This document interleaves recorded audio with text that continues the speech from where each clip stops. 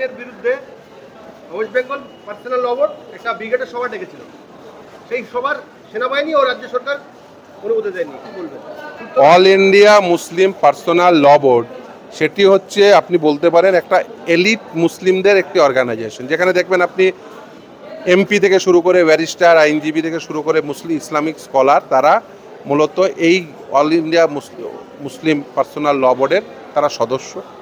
গোটা দেশব্যাপী, শুধুমাত্র এটা কলকাতায় হচ্ছে এরকম নয়, কলকাতায় হচ্ছে, দিল্লিতে হচ্ছে, হায়দ্রাবাদে হচ্ছে, বিজয়ওয়াড়াতে হচ্ছে, বিভিন্ন জায়গায়, কোনো জায়গায় অসুবিধা নেই। যত অসুবিধা এই পশ্চিমবঙ্গে। কেন? এটা কেন হবে? দেখুন, অল ইন্ডিয়া মুসলিম পার্সোনাল ল বোর্ড তারা রেসপন্সিবল অর্গানাইজেশন। তারা জানে যে কিভাবে শান্তিপূর্ণ উপায়ে সাংবিধানিক অধিকারের চর্চা করতে হয়। আমাদের দেশের প্রতিটি নাগরিককে এই অধিকার দেওয়া আছে। গণতান্ত্রিক পদ্ধতিতে তারা চাইলে তাদের কণ্ঠ অনেক বেশি উচ্চারিত করতে পারেন, সহাবস্থান করে একসঙ্গে সমবেত হয়ে আন্দোলন সংগঠিত করতে পারেন। তারা সেটাই চেয়েছেন। তাদের যে কনস্টিটিউশনাল রাইট, সেই কনস্টিটিউশনাল রাইট এক্সারসাইজ করতে চেয়েছেন, নাথিং মোর নাথিং লেস। দেখুন, ওয়াকআপ অ্যামেন্ডমেন্ট অ্যাক্ট চ্যালেঞ্জ করে সুপ্রিম কোর্টে মামলা বিচারাধীন। আগামী মাসের 5 তারিখে সেই মামলার পরবর্তী শুনানি। সেখানে নিশ্চিতভাবে এই রাজ্য থেকে একাধিকজন মামলা করেছে, আমি তাদের আইনজীবী হিসেবে অ্যাপিয়ার করেছি। আবার এই ক্ষেত্রে তারা চাইছেন, অল ইন্ডিয়া যে মুসলিম পার্সোনাল ল বোর্ড, তারা চাইছেন যে জনগণকে একসঙ্গে নিয়ে জনগণকে একটা বার্তা দিতে যে গণতান্ত্রিক পদ্ধতিতে এই আইনটিকে আমরা বিরোধিতা করছি। কৃষক বিলের ক্ষেত্রে হয়েছে, একাধিক বিলের ক্ষেত্রে হয়েছে, একাধিক আইনের ক্ষেত্রে হয়েছে, এবং সেটাই স্বাভাবিক। এই অধিকার কেন সংবিধানে দেওয়া হয়েছে? তার কারণ যাতে জনগণ, তাদের নির্বাচিত যে জনপ্রতিনিধি, তারা যে বেঠিক কাজ করছে সেটা তো ক্যানভাস করাতে পারবেন। যদি সেই রাইটই যদি ইনফ্লুয়েন্স হয়ে যায়, সেই রাইটই যদি না দেওয়া হয়, তাহলে তো অটোক্রেটিক স্টেট তৈরি হবে। মানে অর্থাৎ একবার আমি জনপ্রতিনিধি নির্বাচিত হয়ে গেলাম, তারপর আমি যা ইচ্ছা তাই করব। আইনসভার সদস্য হয়ে গেলাম জনপ্রতিনিধি হিসাবে, আইনসভার সদস্য হয়ে আমি জনগণের যে রিফ্লেকশন সেই আইনের মধ্যে না রেখে আমি যা ইচ্ছা তাই করলাম। সেই যা ইচ্ছা তাই যাতে না করতে পারে, সেই জন্যই তো কনস্টিটিউশনাল যারা ফ্রেমার, তারা অত্যন্ত সুচিন্তিতভাবে এই অধিকারটি রেখেছেন যে না, আমাদের দেশ স্বাধীন হওয়ার পরেও আমাদের দেশের আইনসভার সদস্য এরকম মানুষ হতে পারেন যারা জনগণের বিরোধী আইন তারা আইনসভায় পাশ করাতে পারেন। সেই জন্যই তো এই অধিকারটিকে রেখে দিয়েছেন যে জনগণ যাতে ন্যায্যতার সঙ্গে এই সাংবিধানিক অধিকারের এক্সারসাইজ করতে পারেন, গণতান্ত্রিক পথে আন্দোলন করে তাদের কণ্ঠটিকে আরও বেশি উচ্চকিত করতে পারেন। সেই জন্যই তো এই অধিকার আমি চাইব জনগণ, তাদের এই জনগণের এই অধিকার যাতে সুরক্ষিত থাকে।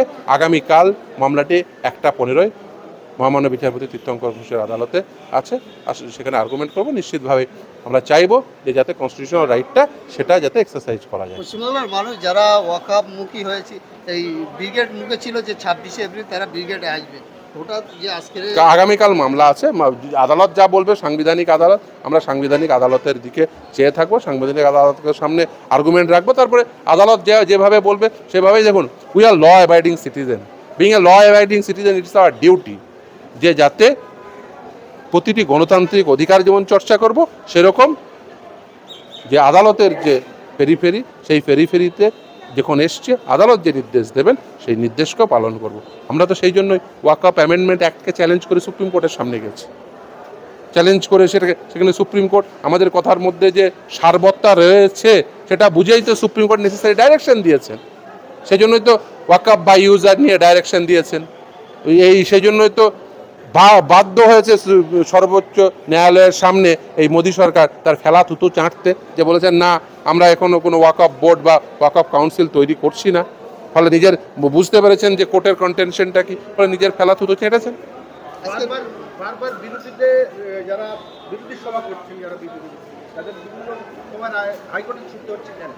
এটা অত্যন্ত দুর্ভাগ্যজনক। দেখুন, এই অধিকার সংবিধান দিয়েছে, এই সাংবিধানিক অধিকারের চর্চা করতে যদি সাংবিধানিক আদালতের সামনে বারবার আসতে হয়, এটি একটি ভালো প্রশাসনের লক্ষণ নয়।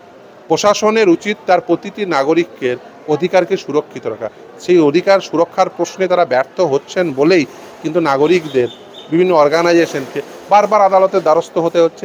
এটা আমার মতে এটা খুব একটা ভালো কাজ হচ্ছে না, এটা অত্যন্ত গর্হিত কাজ হচ্ছে।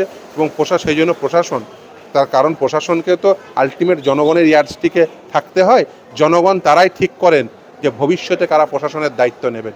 ফলে যদি প্রশাসন এইভাবে আনপপুলার হয়ে যায়, জনগণের অধিকারকে যদি এইভাবে বারবার খর্ব করে, তাহলে কিন্তু এই প্রশাসন আনপপুলার হলে ভবিষ্যতে তাদের হাতে এই প্রশাসনিক দায়িত্ব তাদের হাতে থাকবে। বিভিন্ন পশ্চিমবঙ্গে দেখছি বিভিন্ন জায়গায় ওয়াকআপ নিয়ে যারা আন্দোলন করছে তাদের শাসক দলের তাদের বাধা দিচ্ছে না, কিন্তু যারা বিরোধীরা সেই অবভিয়াসলি এটাই, সেই জন্যই তো বলছি যে প্রশাসন তারা আনপপুলার হচ্ছেন। প্রশাসন জনমানুষে যে ছাপ রাখা উচিত সেই ছাপ রাখতে পারছে না, উল্টে তাদের বিরুদ্ধে নেগেটিভ একটা ইমপ্রেশন হচ্ছে। সেই জন্যই তো মানুষ তার বিরুদ্ধে বারবার রাস্তায় নামছেন। সেই জন্যই তো আমি দেখুন, আমাদের দেশে রাইট টু রিকল নেই। একমাত্র উপায় হচ্ছে যে তোমার এই যে প্রশাসন সঠিকভাবে চলছে না, এটা জানানোর একমাত্র উপায় হচ্ছে রাস্তা। সেখানে যদি জনগণ মাথা ভিড় করেন, অর্থাৎ প্রশাসনের বুঝে নেওয়া উচিত যে তার প্রশাসনটি সঠিকভাবে চালাতে পারছেন না তারা। সবার অনুমতি কালকে দিতে পারে বলে আশা করছি। দেখুন, আমি এটুকুই বলবো, আদালতের সামনে মামলা আছে, এই সময় কমেন্ট করা উচিত নয়। আদালতের যে গরিমা সেটা রক্ষা করা উচিত। মামলা পেন্ডিং মামলার বিষয়ে কোনো কথা বলতে নেই। এই আদালতের এই গরিমা রক্ষা করা উচিত। আদালতের সামনে মামলা আছে, আদালত যা বলবে তো সেটাই হবে। পশ্চিমবঙ্গের লক্ষ মানুষ চেয়ে রয়েছে যে আজকে হাইকোর্টে আগামীকাল 1টা 15, আজকের মধ্যে যদি না দিতে আগামীকাল 1টা 15 ফিক্সড করেছে।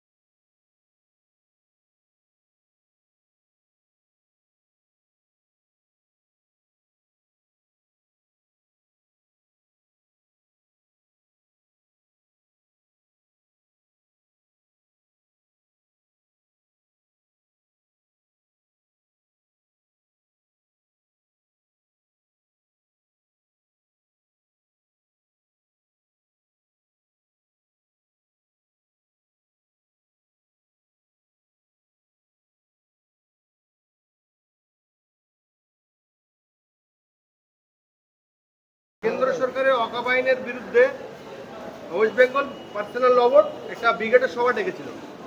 সেই সভার সেনাবাহিনী ও রাজ্য সরকার অনুমতি দেয়নি, কি বলবেন? অল ইন্ডিয়া মুসলিম পার্সোনাল ল বোর্ড সেটি হচ্ছে, আপনি বলতে পারেন, একটা এলিট মুসলিমদের একটি অর্গানাইজেশন, যেখানে দেখবেন আপনি এমপি থেকে শুরু করে ব্যারিস্টার, আইনজীবী থেকে শুরু করে ইসলামিক স্কলার, তারা মূলত এই অল ইন্ডিয়া মুসলিম পার্সোনাল ল বোর্ডের তারা সদস্য।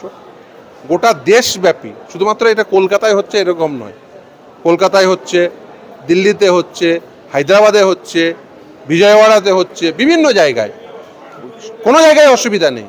যত অসুবিধা এই পশ্চিমবঙ্গে।